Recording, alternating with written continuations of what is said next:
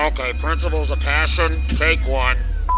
It's Principles of Passion. Molly and I share a passion. Hey, I am very passionate. Oh, nice. It is his passion. Michael and I share a passion. Bit of a passion for me. It's my passion. I've learned a lot, and I followed my passion. Here's your host, Chris Thomas, with Denora Robles and Dominic Semino. Streaming live on Facebook at Your Passion First. Principles of Passion. This is Chris Thomas here on Principles of Passion. Thank y'all for tuning in. Really appreciate it. This is episode number 11. We're focusing on being elite. And for those of you that haven't been following the show, we're trying to inspire and be inspired. These are my co-hosts, Denora and Dominic. How are you? Thank y'all for joining us. And we do have a special guest today calling in. We have her on the line. Let's get her in. Morgan, are you there? I am. Hey, guys. How are you? Hi, Morgan. Well, and yourself? Hi. So just to give you guys a background, me and Morgan, we grew up in the same neighborhood. I don't think we became friends until a little bit later in life. I think as we both uncovered our visions a little bit more and were able to see more clearly, so to speak. But Morgan is the author of Epic Sexy You, No Limits, No Rules, which has been #1 on the Amazon bestsellers list. And it's in more than 14 countries right now, right, Morgan? It's actually 19 and counting. Oh, buddy. 19 countries and counting. So she's an intuitive life coach, a growth junkie, a more whore, she calls herself, a wild rebel pioneer, an adventure-obsessed goddess who's addicted to creating things that awaken and expand souls. Nice. That's what I love to How hear. about that? It's How our about world, Dom. So, Morgan, why don't you tell us a little bit about yourself, your journey, and just a little bit more about Morgan Field. Yeah. So the reason that I create things that awaken and expand souls is because for the first 30 years of my life, if I look back, I feel like I was sleepwalking. And I talk a little bit about it in the TEDx talk that I did called Power is an Inside Job. And it's essentially living life on the terms of what I was given as the messages, whether it was subliminal or direct messages from my family, from the world around me, from the school, from the community, of who I should be and what I should do in order to create success in my life, in order to create fulfillment. And at 30, I remember awakening to, and that's why I call myself a more whore, like, man, there's got to be more to life than what I was experiencing. I had a lot of money, and I got to the position in the company that I felt like, oh, yeah, when I get there, that's where I'll really feel like I've achieved the pinnacle of success, and I will feel fulfilled. And I didn't. I felt fulfilled for like 2 days. I felt really gypped that I spent 6 years chasing fulfillment. And what I have learned now is how to actually create fulfillment in the here and now, because that's the only time we ever have, and to really make sure that you're living life on your own terms. And I love the topic that we're going to talk about today because I feel like there are a lot of misinterpretations and convenient judgments that people make about what it means to be elite. And it is a convenient way, if you're making any judgments about being elite, it's a convenient way to keep yourself playing small and settling for mediocrity. And I'm against that, y'all. I'm against settling. I think settling is for suckers. So super excited to be here with you today. And as you said, I went on to create success in a way that the only way that I would describe success now, which is how much time I spend loving being me. And I love my life, y'all. And I also have all the other elements that now follow me. I don't chase money. Money flows to me. I don't chase happiness. I am happy on a very continual basis. And Chris, you've known me for a long time, and you see that. I think a lot of people on the outside looking in think, oh, it can't be real. She can't actually be that happy. And I am, y'all. You really are. You really are. Mm-hmm. It's not. We can hear it. Yeah. And it's evident in everything that you do too, and just how you live life, how you communicate, you can really feel that passion coming through. So I appreciate your friendship. I appreciate your wisdom. And obviously I appreciate you taking time to call in. So thank you.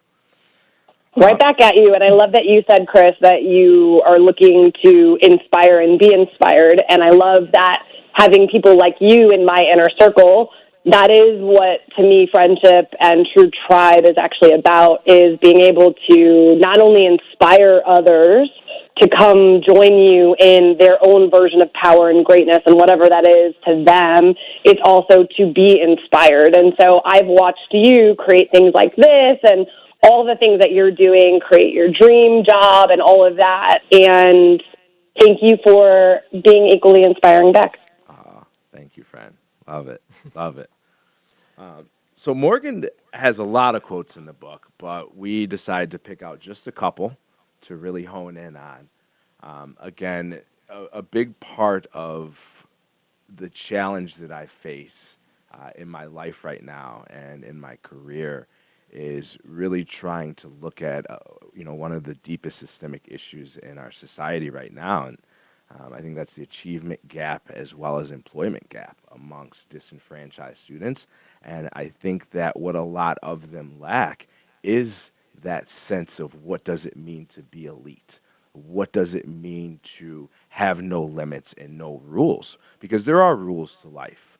And so I guess for you, Morgan, for someone in a younger stage in their life, I don't want to put an age on it, but let's say they're entry level into the job market. What would you say to them about no limits, no rules? Like, how should they best interpret that as they try and follow their passion? Yeah, you are the master creator of your own reality. And what I mean by that is there will be a lot of predetermined, what appear to be concrete boxes and rules that you're supposed to be playing in when you navigate the world, when you navigate your career, when you navigate your life. And if you play by other people's confines and constructs and illusions of limitations, you will end up being in the norm, which is typically mediocrity and settling for less than maybe what you actually want. And so as far as no limits and no rules, it's what if you could do anything? And so it's asking yourself first, what do I actually want? And one of the things I see a lot of actually people of all ages, including young people, do is they look at life as, well, what did my parents want for me? Or what am I supposed to do? Or what do I think I should do? Or I got this degree, so I'm going to go into this path, versus really stopping and pausing, even taking 10 minutes a day and asking yourself, like, what do you actually want? Because that is how you get to create a reality based on desire instead of someone else's rules or expectations of you. And giving yourself permission to take a look at every time someone tells you no. I always think of the Eleanor Roosevelt quote where she says, don't let someone who can't tell you yes tell you no. And so a lot of people that I watched entering into their careers is maybe they would go to someone that was an entry point or a gateway into that, and they said no to them. And if you really want it, keep going, be persistent, find another way. You can always have what you want. It just may not look like how you thought it would.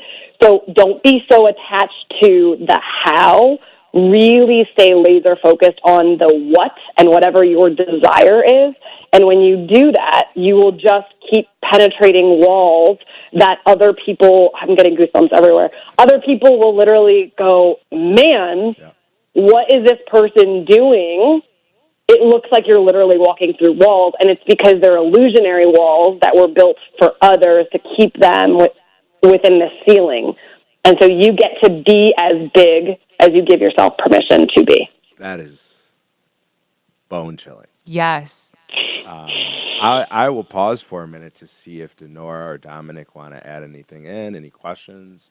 I'm actually taking notes right now. I actually resonate really well with everything you said, and it's highly respectable. Like, you started off with saying you have to live in the present, which was super interesting that you said that, because it's really hard to say that and actually implement it as opposed to just saying it. Because yesterday I did the same thing. I was looking up this YouTube channel called Alan Watts, and one of the things was, what do you do when you stop thinking all the time? And it was living in the present. That's what the theme was. And the second thing you said that was really awesome and resonating was following in your parents' footsteps, or like, what would they want? It's like society's norms, and you have to figure out what you really want. And, you know, because if you live in someone's shadow or what they want, it's almost like you get to that point, and then what? Then you don't know what to do and how to live your life, because you were just following what you were supposed to do, but it wasn't necessarily what made you happy. So, like, I really respect those points, and I commend you for acknowledging them and being able to keep going. So, Morgan, would you say that we need to uncover our inner self first in order to understand what we want? Like, knowing what we want? Is that the first step? Desire is something that is an ongoing practice that is like a muscle that needs to be exercised. Okay. So a lot of times when someone says, well, that's easy for you, you know who you are, you know what you want, it's like, well, yeah, but let's start with, what do you not like? Okay. Right? Like, you can get to know who you are every single day. It's a commitment. And the more time that you put into investing in really giving yourself permission to explore, I call it a desire portal, like walking into this portal of desire. What do you want? Who do you want to be? Who do you want to become? It gives you direction that is your own, yes, your point, your own internal compass. So, and I just keep hearing very strongly, intuitively, to share that in tandem with desire is your head is not the keeper of your desire. So, Dominic, you touched on that a little bit with what you just said, right? It's understanding that your head is going to tell you a lot of logical things, and your feelings, your heart, which is actually what holds your desire, that's a keeper of your desire, is going to tell you something else. And usually what you want doesn't make a lot of logical sense. And part of giving yourself permission to go down this path of really starting to live a life according to your own feelings is really tapping into, well, like, what actually lights you up? And your head can't tell you, your body can. So that's why it's like checking in with yourself before you go to make a decision. You can just do these tiny little things throughout your day before you say yes or no to someone. And this will actually build and compound, and then this will help you with bigger decisions, like, what do you want to do with your next step in your career? It's practicing every single day, these tiny little pause moments where you say, like, is this what I really want? How does this feel in my body?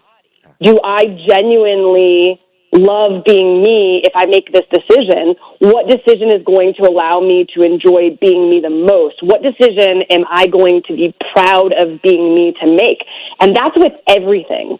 And when we stop as a society thinking of things in terms of these big leaps, these big shifts, these big decisions, and we give ourselves permission to look at things as this tiny, tiny little muscle that gets to be exercised one little decision, one tiny question at a time, it becomes digestible and not so overwhelming. So where a lot of people start is they don't actually know what they want, and they don't even know how to answer that question, but they typically know what feels crappy. So with that right? being said, I knew I didn't want to sacrifice 18 hours a day anymore to trade that for $250,000 a year. I knew I didn't want to give my entire life to my job and then not have any time for myself or for relationships just so that I could have this really affluent lifestyle. I knew that's what I didn't want, so then I was like, okay, well, flip it. What might I want instead? Oh, I would like something where I'm really lit up every single day and I don't have to push myself to work those hours, I'm actually doing something I love, and I'm pulling myself forward. And if I did work 18 hours, which I do sometimes now, it's literally like I'm working on a second book right now. I sometimes can't put it down. Yeah, guys, it's palpable. It's like, I'm so excited. Chris read some of it. I'm so excited. Yeah. That's awesome. Tom, you had a question? Yeah, I had a question, and it was a really, really good point. You said you have to pause before you answer some of these questions, and I have to ask, in your personal opinion, how vital would you say emotional awareness is before making decisions when you take that pause? Yeah, it's everything. It's just typically not something that we talk about in the conversations in our society as much, and it's typically not something that is as celebrated as it could be in corporate worlds, right? Where it's something that's starting to shift, I am seeing in the corporate landscape, where even organizations and corporations are starting to realize that emotional awareness is an incredible strong suit, and it's something that actually impacts quality of life and fulfillment, and impacts their ability to retain staff. And so I'm excited to see that this is becoming something that is going to be included more and more in conversations, even at executive roundtables. And yes, 1,050%, it's something where emotionally we get to give ourselves permission to let our feelings have a seat at our decision-making table.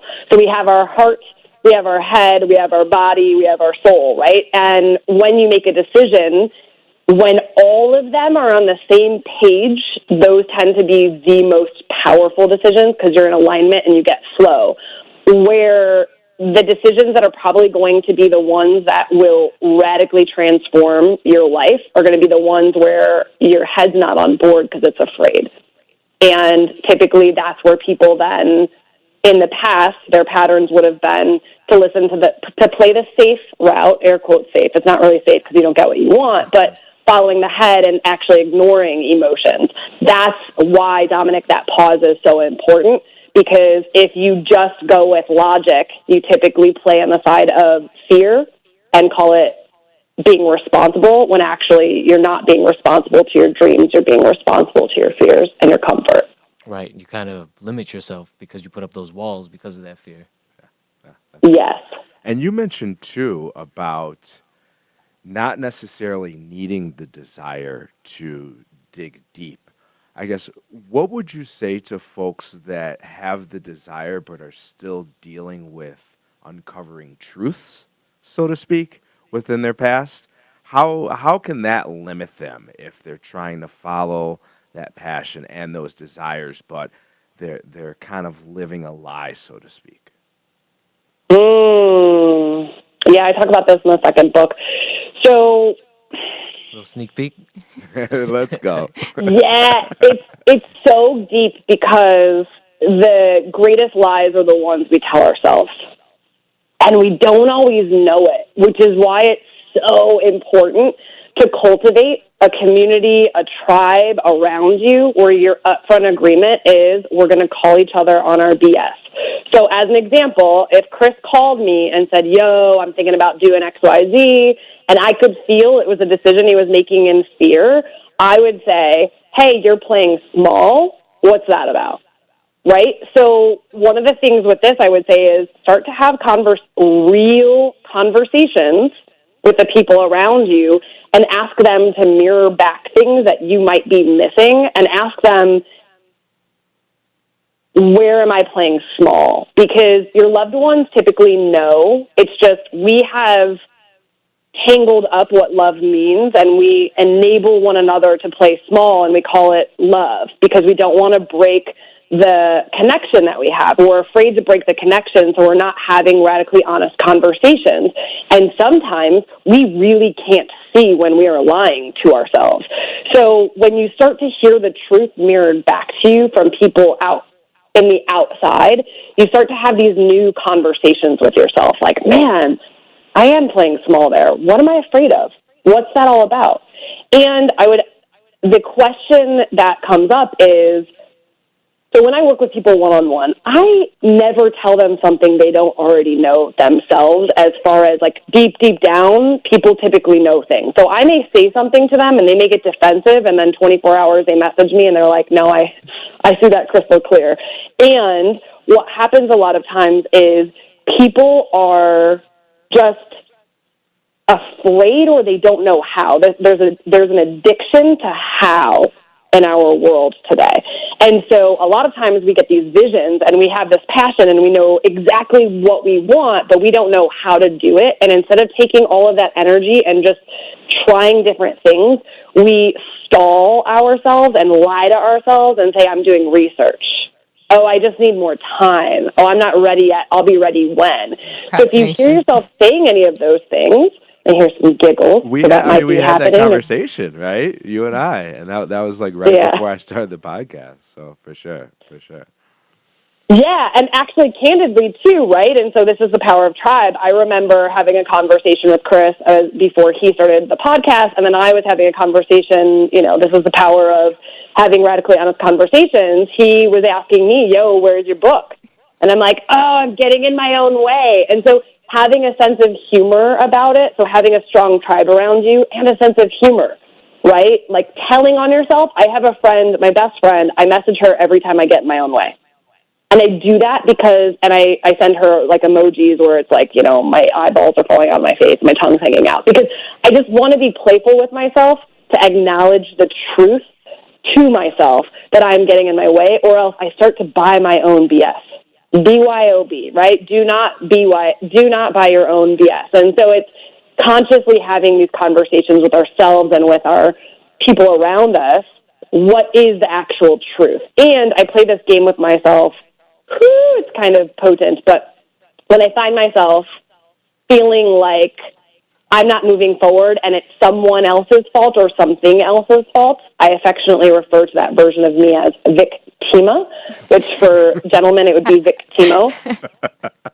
And when I hear that version of me, I'm like, what's the truth, right? So it would be easy, and I've had this conversation with Chris too, right? Like I had a relationship where I was in it for 3 years and it ended. It would be easy if it was all his fault, this guy, right? But it wasn't.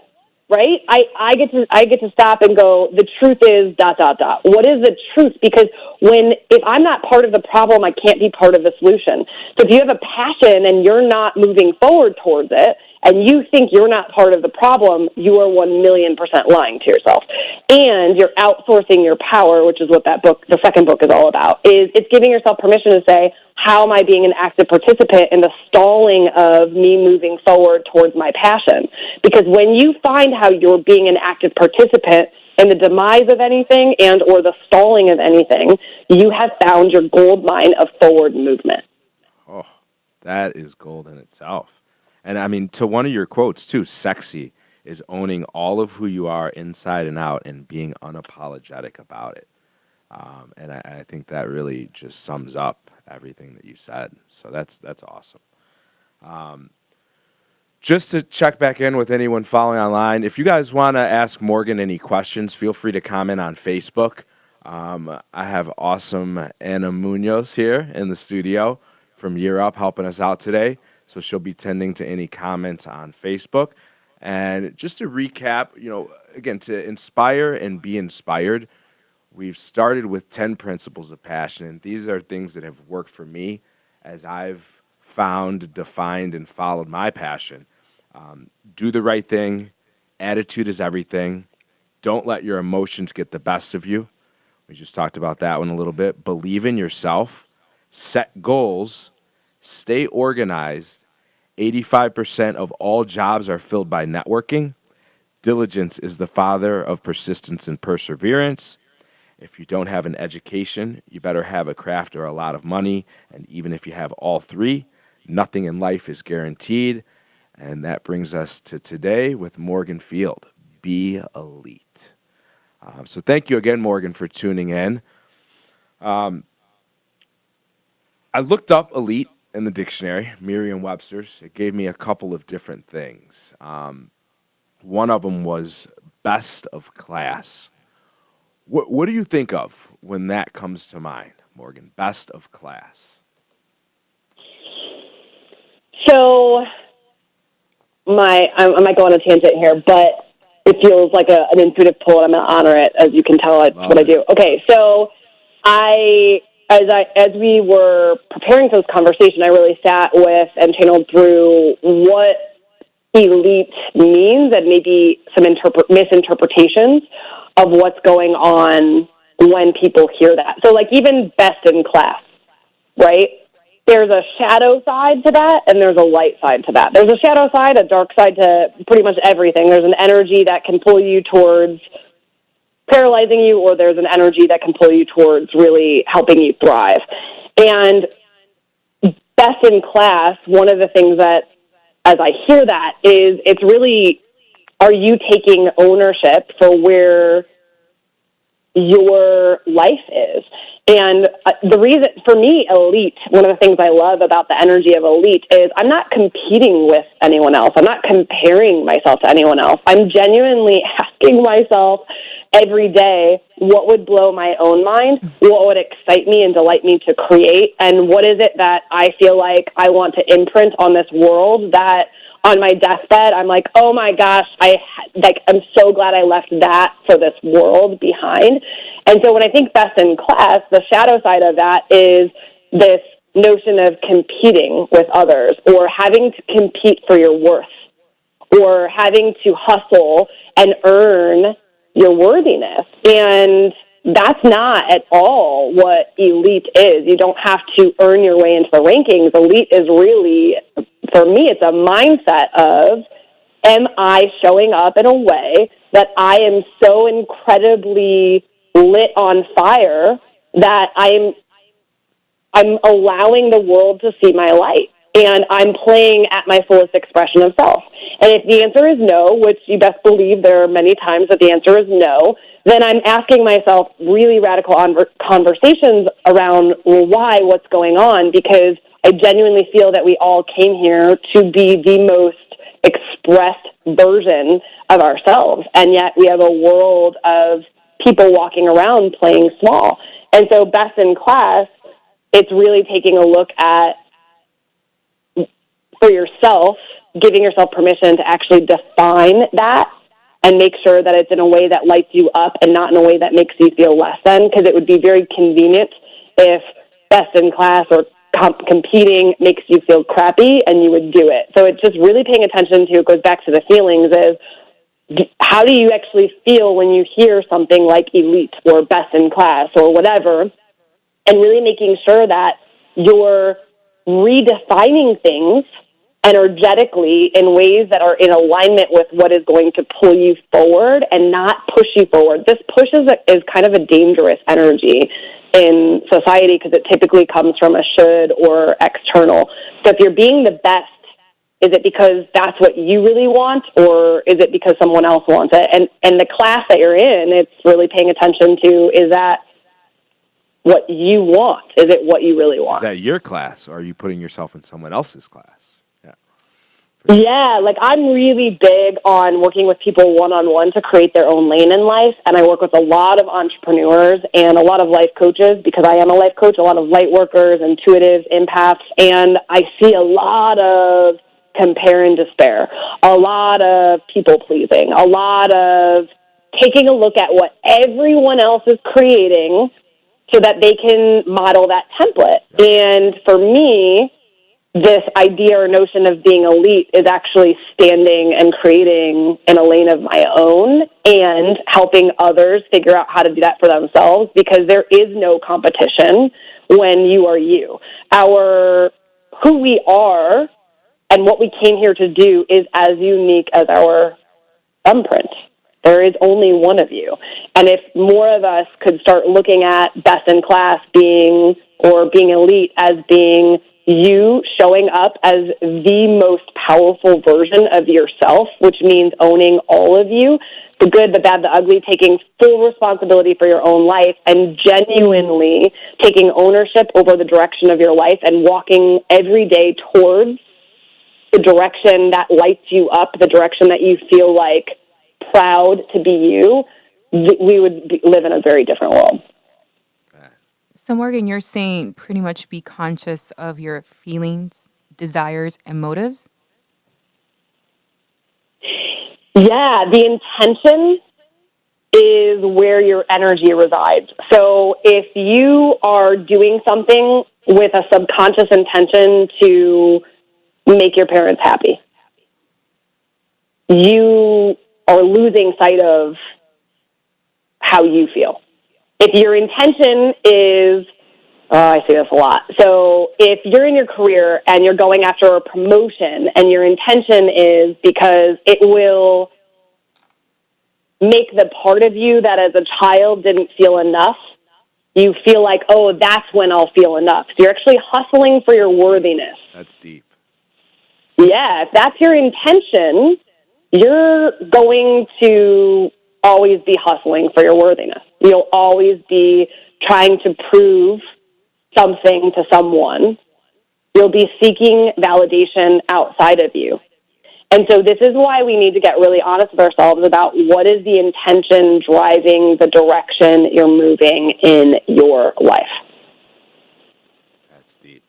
That's deep. And, you know, you speak a lot, too, about looking to that support system. There's a quote that from your first book that I just want to take note of because I think it's important to really discuss this when you speak of support system, whether that be family, and family can be blood or non-blood. The quote is, sometimes people around you won't understand the journey. They don't have to. It's not theirs. I guess first, I'll let Dominic or Denora add anything to this, and then Morgan, I'll let you jump in. So you're pretty much saying it's pursuing truth and understanding within self? Is that what the quote Morgan, is that in a sense what you're getting at with that quote?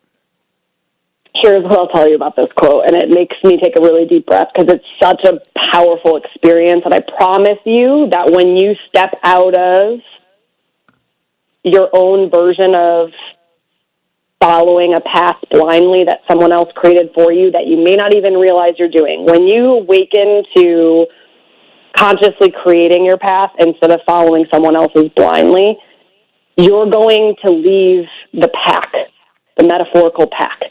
And when you do that, the analogy that comes to mind is like, I think it's lobsters or crabs when you're in a boiling pot and one tries to get out and the other one's actually claw at it to come back down. A lot of times our people, when we're in a particular, I'll give you an example. I, 6 years ago, decided to become sober. And I made the decision because I'm awful at drinking. I could never have one. So I would always black out. I would get drunk. I couldn't keep relationships. I wasn't proud of who I was when I would drink. And when I made the decision to quit drinking, I got so many people judging me, telling me I was making a poor decision. I had a lot of coworkers telling me that, you know, like, you're not being, I literally had executives in the company I was in tell me I wasn't being a team player because I stopped going to happy hours. I stopped taking clients out for drinks and instead would take them and go do adventurous things.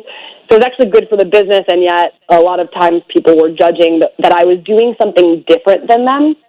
And anytime you do something different, you're going to get people having an opinion or a judgment because it's different. And so in a moment where I thought I would be celebrated for this decision to create a life of sobriety because it was wreaking havoc in my life, a lot of people would say things like, you were more fun when you drank, oh, you can come out and just have one. And I realized I had to choose to really focus on who I wanted to be and who I wanted to become and make that my laser focus and not be so worried about the noise of the world around me and who they were telling me to be.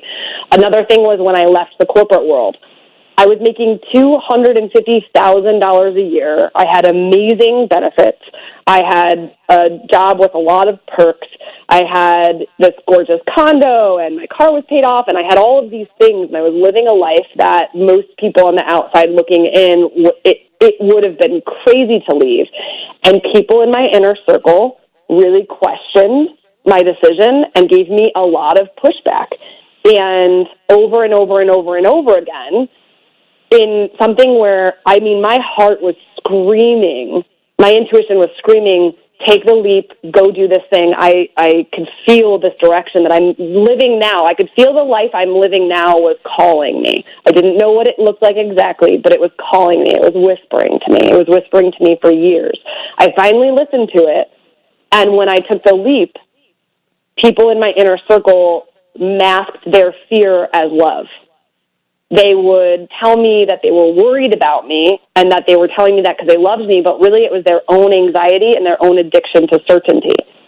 And if you're not conscious of that, you may hear people that are in your inner circle, your loved ones, people that are near and dear to you, you may actually get confused what is love and what is actually just their own fear and their anxiety. And so I remember you going through that before you moved to Miami. Like, I remember having those conversations, talking about people, like, and just close people in your family. Like, they didn't want you to go. They didn't want you to follow what you really wanted to chase.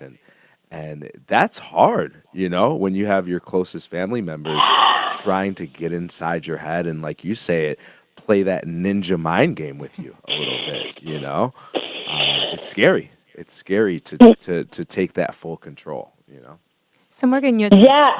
Sorry to interrupt, Morgan. So you're saying pretty much when your energy shifts,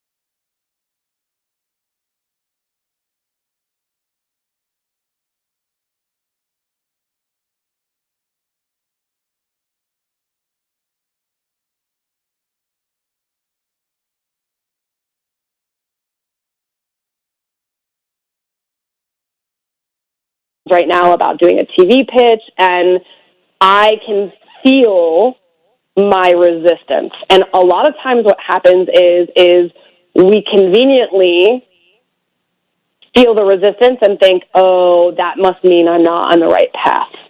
Or actually, I have a lot of clients who get physically ill as they're upgrading into a new version of themselves, and I call it the metamorphosis. So if you're in the middle of shifting into a new phase and you're up-leveling and you get sick, if you stop the up-level because you allow your fear to stop you in your ninja mind, which is a version of the mind that is literally programmed to keep you safe, a.k.a. stuck, a.k.a. in certainty, it's totally addicted to certainty. It just wants you to stay small, and it wants you to avoid your greatness at all costs, so it'll assassinate your greatness. If you let that version of you tell you that, oh, you're getting sick, this is bad, you're doing too much, that's a big one, too much, you're doing too much, you're being too much, slow down, take it easy, you're actually going to stop the process of transition, and you're just going to have to start it all over again whenever you decide to go back at it. So I always tell people, when you are literally overwhelmed to the max, celebrate that. When you get sick, celebrate that. Like, it is teaching you that you are upgrading to the next version of you, and just lean in. Your instincts, your survival instincts want to tell you to stop because it just wants you to survive, but your intuitive instincts that want you to expand, that want you to thrive, the version of you that came here to be more and experience more of anything and everything your heart desires, that version of you knows that the path is actually through it. And so it's honoring your intuition. It's honoring the feel and ignoring all that chatter of the head and of others around you who are going to tell you that that's not right. But it's because they're looking at things from the lens of what's right for them and not you. And they're looking at it from a lens of this is causing you pain and they want to stop the pain instead of leaning into the pain, because on the other side of that, or it's perceived pain, it's really just the stretch. On the other side of that is so much magic. And people are scared of magic because it's the unknown. And I think that that's what part of being elite and believing in yourself is all about. It's being okay with the unknown because you trust in yourself to get you there. And I think that's very hard for people to conceptualize. It's just being comfortable with the unknown. But I think it takes putting one foot ahead of the other and just doing it, little small chunks, like you said, every day, and just break it down into biteable sizes, so to speak. Or sometimes you're Life in just sick. increments. Yeah. Or sometimes you're just sick of everything and you're like, I want this change. Yeah. So you invite it, like you pretty much invite that new energy because we just get sick of it. Same theme, same routine. Yeah. So. That's a great place to be. I'm always really excited when someone's sick of wherever they're at. They're like, I don't know what's next, but I'm so done with this. That is such a beautiful place. So anyone who's listening that is in that place where they're like, I don't know what I want, but it's definitely not this, and I'm tired of my own BS. Like, I'm tired of repeating this pattern. I'm tired of this loop. Like, I'm over it. I don't know how to change it yet, but I'm ready. Wow, is that a beautiful playground for growth? What's the first? So thank you for saying that, because I think that that's the stage that a lot of the students that I'm speaking with are at. What is the first step for them? And now that they feel like they don't want to be there anymore, what would you say is the first step that they should make to getting where they need to be? Well, intuitively what comes through is typically at an age where you're coming out of school and going into the workforce, you've been surrounded by people who don't give you permission to think for yourself. Yes. It is such a disservice. I did not truly learn to fully think for myself till I was about 30. So I'm so excited for anyone who is in their 20s listening. And I'm excited for anyone listening, and especially people that are in their 20s listening, because the first step is giving yourself permission that the world around you has not given you, which is to start thinking for yourself, start feeling for yourself, start going inside instead of always going outside. So one of the things that I witness while I'm around individuals that are in high school, in college, is I'm watching them constantly go ask other people, what do you think? What do you think I should do? And they're genuinely in their heads, because I've asked a lot of them, like, why are you doing that? What is this? And they're like, well, it's advice, it's mentorship, it's guidance. And it's like, no, you're actually outsourcing your responsibility and your power to others to think for you.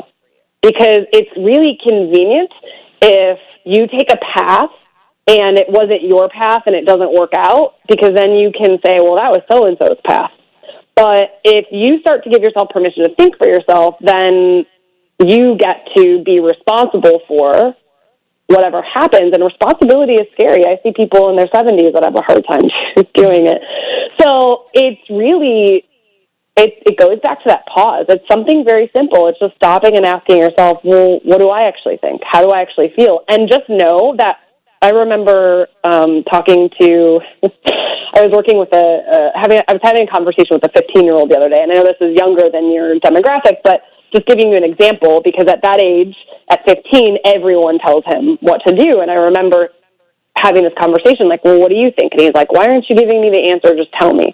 And I was like, you come up with 3 ideas and I'll match you. But I'm going to be the only person in your life that will actually let you exercise the muscle that is fatigued right now, which is you giving yourself permission to just go inside first. And I said, within the next 24 hours, I promise you, you will have new ideas and new insights that you didn't have access to today in this moment. And that's the gift I'm going to give to you. And so it's really giving yourself permission to, how much time are you spending thinking for yourself? It sounds silly, but it's so true. And this is for anyone. And what I said to the 15-year-old as well is I gave him a journal and I said, the amount of pages in this journal that are blank will be in direct correlation to how much money you make and how fulfilling your relationships and your life is and how much happiness you have. Because if your journal is blank, it means you're not thinking for yourself. This journal is a conduit for you to give yourself permission to just go inside and okay, what do I think? What do I feel? And write some ideas down, write some things down. Like, what do you actually want? Write it down. So it's giving ourselves permission to just do something simple like stop and ask, what might I want? What are things that light me up? What do I enjoy? Because a lot of times, too, it's just you're going into a career and you don't even know if that's what you want or if that's what you like. And finding things at whatever you're doing, find a way to love what you are doing.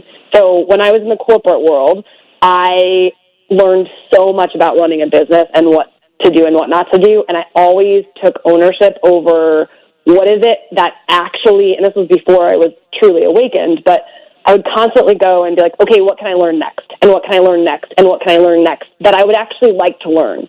So at your, whatever it is that you're currently doing, really giving yourself permission, even if you're at Whole Foods, working at Whole Foods, right? Like giving yourself permission to be like, okay, what can I learn today here? What is something that I would be excited to learn? And making sure that you're consciously taking ownership over what you're learning, it will set you apart from the rest of the people because you're going to be exercising muscles of desire and learning and ownership that most people do not exercise for some people in their whole life. Yeah. And that to that point of kind of living in the moment too, even if that is not your true passion. We'll have Laura Quintero on next week, who's a software developer for Maestro Health. She's going to be talking about that too, because I think she's very passionate about just owning what you're doing right now. I think people forget to own the grind. Like, I don't think we all start out doing exactly what we're passionate about. I think we have to put food on the table, but if you're always chasing the dollar, you're always going to be chasing the dollar.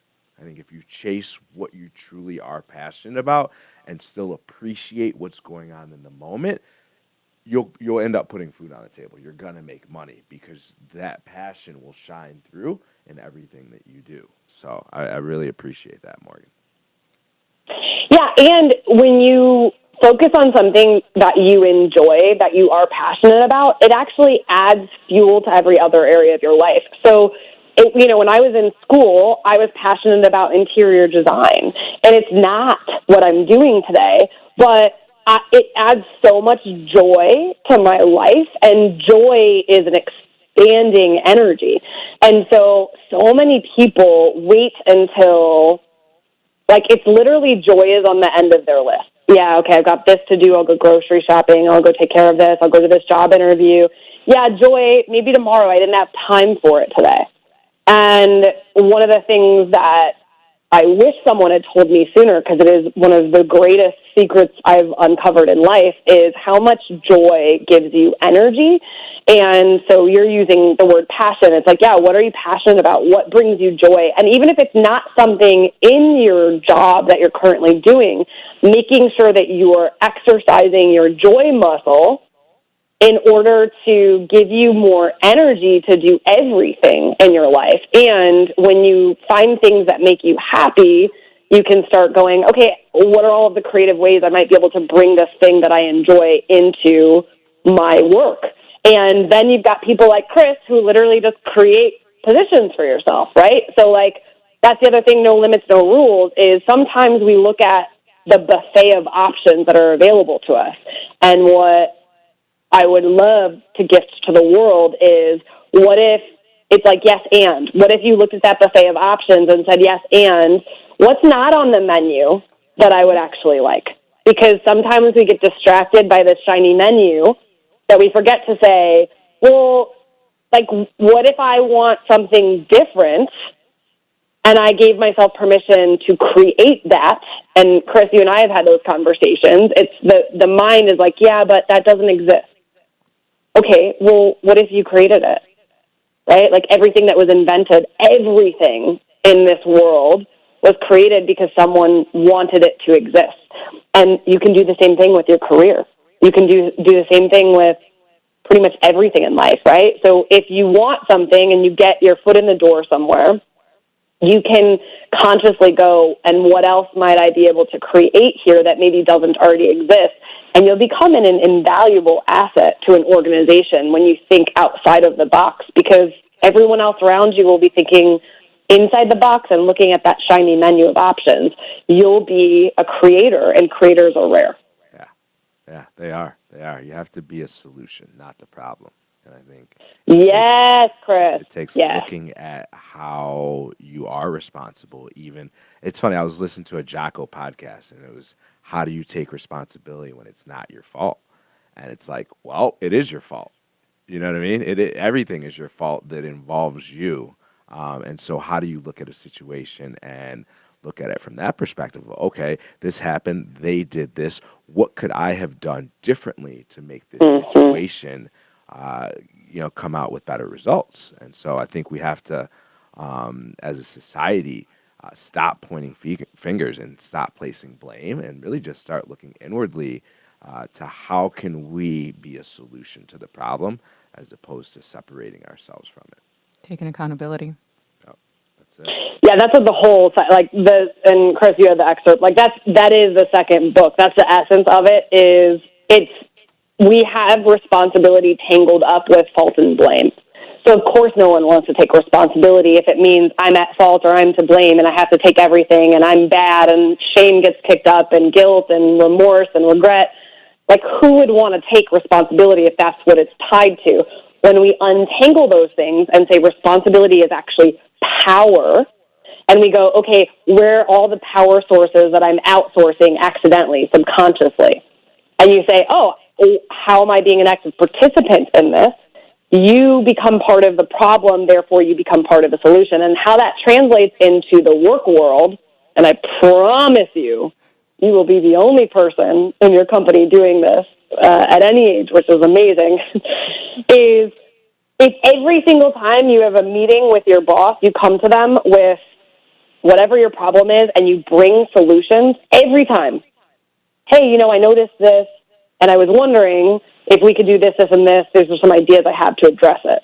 And also, if every time something happens, you just walk in and own, hey, I've been thinking this happened. I know that there were a lot of us involved, but here's how I was an active participant in this, and this is how I would like to do it different next time in order to allow us to set ourselves up for success. People will look at you like you have 5 heads, because most people outsource responsibility. And when you do this in your romantic relationships, holy game changer. Like, the person they'll melt, because if there's nothing to resist, there is no resistance. If there's no resistance, there's nothing to resist. So instead of constantly trying to defend, or, which I see people doing this at work and in relationships, if instead of trying to defend yourself or trying to tell the other person what they could be doing different and thinking you're being really helpful, what if instead you took all of that energy and you focused on how to help yourself and how to be an even better employee, an even better partner, and you openly had those conversations with, like, hey, here's what I noticed that I could be doing different to add more value to this team, to this relationship, whatever. It'll change everything. That's awesome. That's awesome. I'm so excited to read that. So, when's it coming out? Good question. Just kidding. Yes. Not putting you on the spot. When is it coming out, though? No, for real. When is it?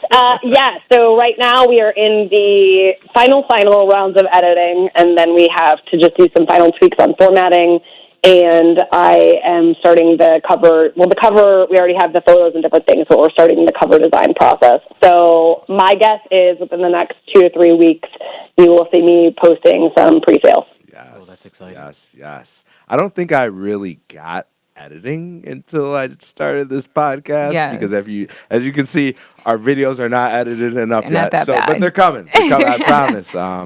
It's We took the step. We took the action. I just commend you for everything that you've done, where you've come from, and just how you're inspiring people. I mean, it's completely amazing that you're doing that all because you wanted to inspire yourself, and just by doing that alone has brought you so much energy of so many different kinds. And I think that's what I would just say to people: be elite, but be elite for yourself.